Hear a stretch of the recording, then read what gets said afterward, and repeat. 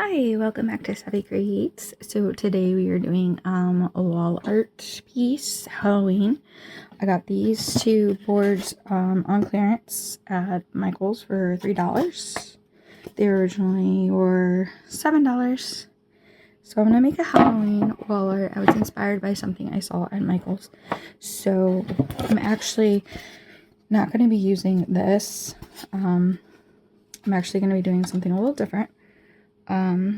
So I'm actually going to drill holes in the top to do like a chain kind of thing, and then for the bottom they're actually going to be hooked together like that with chain. So I'm going to drill holes. I've already have my design printed out from my Cricut, so I'm just going to create and you guys watch. Enjoy.